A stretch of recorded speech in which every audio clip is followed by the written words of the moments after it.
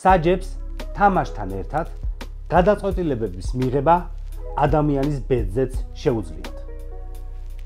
დღეს კი საჯები გადაწყვეტილებებს ტექნოლოგიებთან ერთად იღებენ. წარმოგიდგენთ პირველ კოლხურ საფეხბურთო AI ასისტენტს მაშასე ჩქიმ GPT. რა გაყვირეს ბიჭო? TikTok-ის live-ში ხო არ ხარ? ჩქიმ GPT-ის სუპერკომპიუტერების ქსელი მონაცემთა დამუშავებისთვის ნანო ტექნოლოგიებს იყენებს. კაი, რამდენს მაქებ? უხერხულში მოჩამაგდებს სხვა AI-ებთან. ჩქიმ GPT შეუძლია გიპასუხოთ ნებისმიერ საფეხბურთო შეკითხვაზე. მაგალითად, ჩქიმ GPT შეკითხვა გვაქვს. ჯერ გამარჯობა მითხარი პირდაპირ საქმე რომ მომეცი. შენ დაპროგრამებული კი არ ვარ. მე ვარ official artificial intelligence. გამარჯობა. კვარა. რა კვარა, ჯერ არაფერი მიკითხავს. ბოდიში წინასწარ გიპასუხებ. მაქვს ეგ ფიჩერი. როგორც ხედავთ, ჩქიმ GPT-ის მონაცემთა დამუშავების ტრადიციული კოლხური მეთოდით შესაშური სიზუსტით შეუძლია განშტვრიტოს მომავალი. ჩქიმ GPT, რას ფიქრობ? რომელი გუნდი გავა ფინალში? არსენალი თუ PSG? გიპასუხე უკვე და ნუ მახარჯინებ კილოვატებს. გავაგრძელოთ. არსენალი შესანიშნავ ფორმაშია და რეალი გააგდო. როგორ ფიქრობ, რას იზამს PSG-სთან? საოცრად დაკვირვებული ბრძანდებით. თვითონ პროგრამას თუ გაუგდიხართ თქვენ მოულოდნელად. როგორც ხედავთ, ჩქიმ GPT-ის მოყვება იუმორის ბეტა ვერსია. თუმცა ეს მისი შესაძლებლობების მაქსიმუმი არ არის. მას შეუძლია მოიფიქროს სპეციალური ტაქტიკა კონკრეტული თამაშისთვის. ასე მაგალითად, ჩქიმ GPT რა ტაქტიკით უნდა ეთამაშოს ლუის ენრიკე არსენალს? პირადად მივწერ ლუის ენრიკეს, ასე საქმემოდ ხო არ ვიცი არსენალის გასაგონა.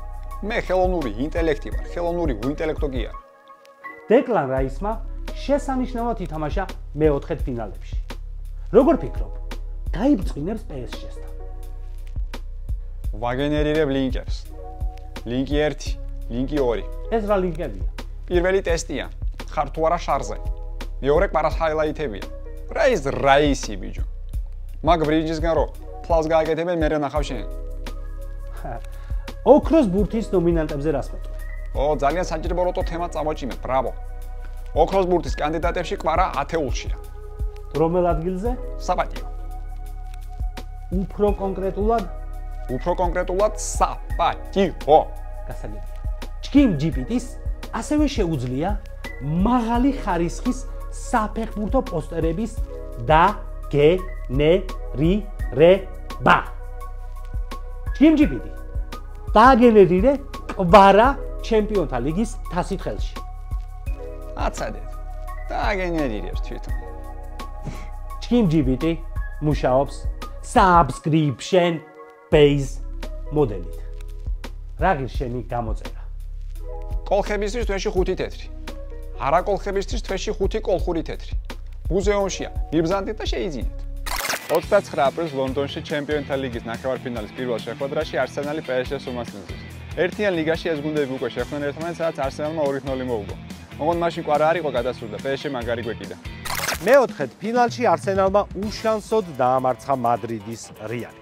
ორივე შეხვედრაში საუკეთესო გახდა დეკლან რაისი, რომელმაც ისეთი ფანტასტიკური ფეხბურთი ითამაშა რეალის წინააღმდეგ, რომ შეიძლება ანჩელოტების ორი თაობა უმუშევარი დადოს.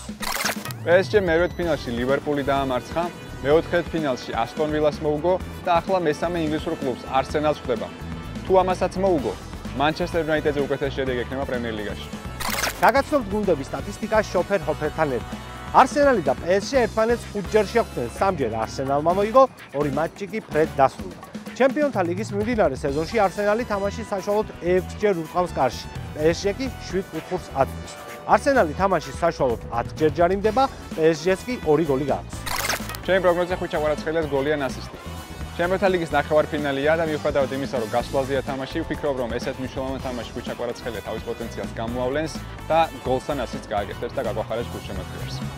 ჩემი პროგნოზია კი, ორივე გუნდი გაიტანს გოლს. როგორც არტეტა, ასევე ენრიკე უფრო შემტევ ფეხბურთს ანიჭებს უპირატესობას. ვფიქრობ, ამ შეხვედრაში ორივე გუნდი მოსაგებად გამოვა მოედანზე, შეუტევს და თუ გავითვალისწინებთ ამ გუნდების შეტევის პოტენციალს, ვფიქრობ, თითო გოლს მინიმუმ გაუტანენ ერთმანეთს.